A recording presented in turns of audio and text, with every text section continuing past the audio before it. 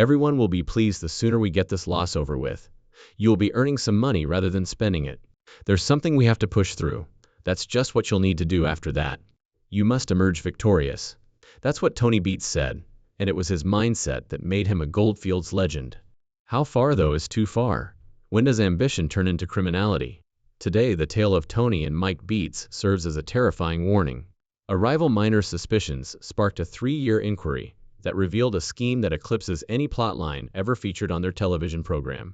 Television producers did not write the last chapter. Rather, a judge and jury came up with a verdict that proved the worst rumors were accurate, and that the Beets rule was gone for good. The Viking King's downfall. The iconic Tony Beets and his son Mike Beets have been sentenced to life in jail, in a shocking turn of events that has rocked the reality television and professional mining industries. The story of the Gold Rush stars comes to a dramatic and somber conclusion with the decision, which was delivered in a packed courtroom in the Yukon Territory. My father had a great objective. You want to keep going, and God keeps losing to acquire that gold. So any downtime is awful. The father-son pair was found guilty on a number of serious crimes. They were well known for their aggressive language, thick Dutch accents, and no-holds-barred approach to mining. These were not minor errors. Large-scale environmental law violations, illegal claim jumping, false reporting of their gold totals, and what the main prosecutor described as a criminal conspiracy of unprecedented scope in contemporary mining history were among the charges.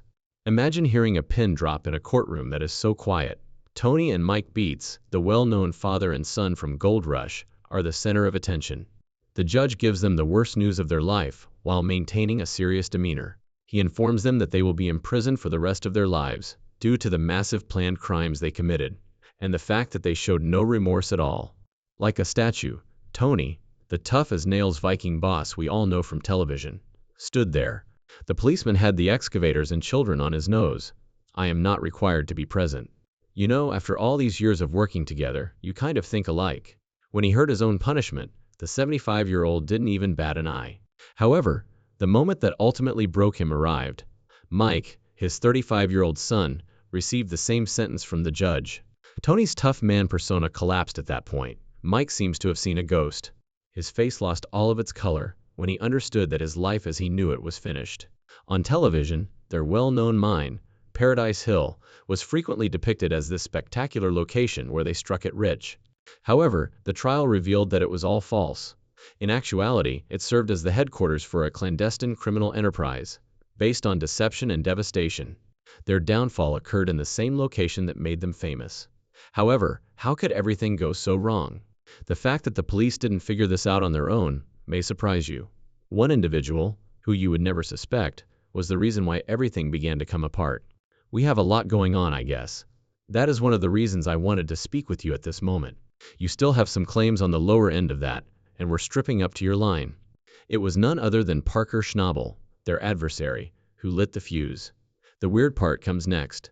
In fact, Parker had learned everything there was to know about gold mining from Tony years before. Parker, who was now working on the plot of property next to the Beets, was similar to his pupil. He began to notice odd things because he was so close. Only late at night, long after the TV cameras had been put away, did such things take place. In the dark, what might have been happening? Parker testified in court that he seen some quite frightening things. He told how, at around 3 in the morning, he saw dark, tainted water pouring over his property from the Beets mine. He was aware of a serious problem. It was more than simply murky water. It was something far more serious. Parker had the odd water analyzed as a result. The outcomes were startling.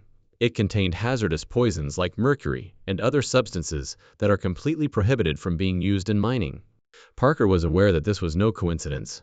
It served as evidence that the Beets were defrauding the environment and cheating in order to obtain more gold. I respected Tony, but he knew he had a duty to report what he saw. He said to the judge. He needed to act morally, and telling the police what he witnessed was like ripping a single thread that would bring down the Beets empire as a whole. As the trial went on, it became evident that the television operations were merely a clean, little portion of the entire narrative. Heaven Hill's dual faces. In a bizarre setting where television personalities were now important witnesses in a significant criminal prosecution, the courtroom was packed with faces from the Gold Rush television series.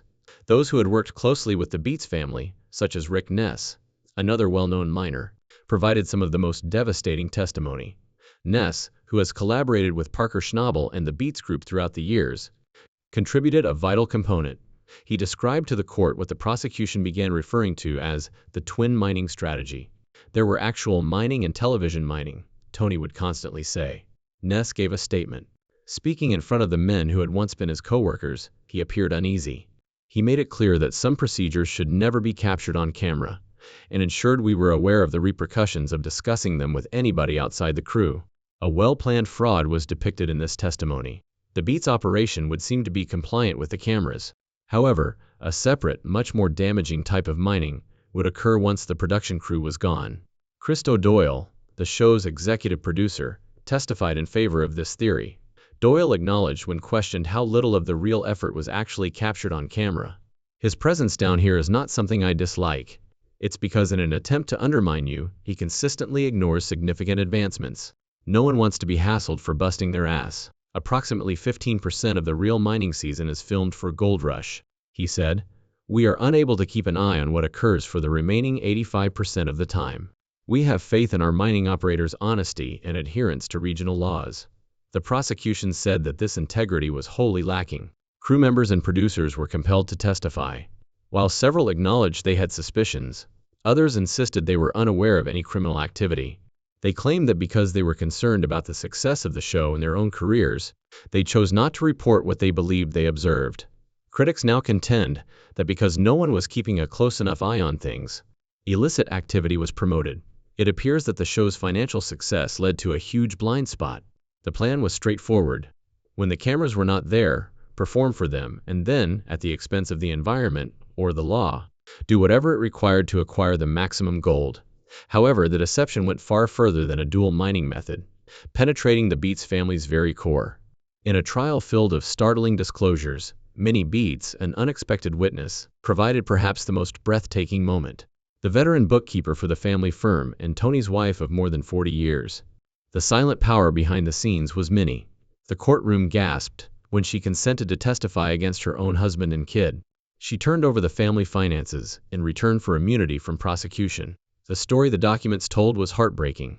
That 950 is going to be moved. For 100 tons, we can't put it on the record low, lad. That's why I purchased this item.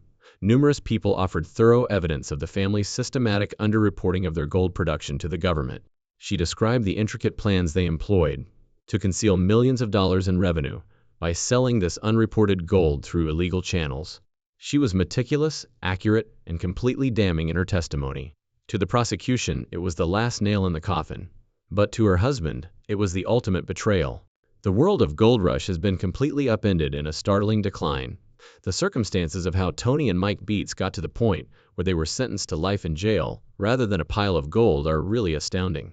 The area they left behind was ruined and poisoned as a result of their costly quest for riches. After 3 difficult years of investigation, it was revealed that the picturesque landscapes on TV were concealing a sinister truth. The Yukon was being treated like a personal garbage can by the Beets.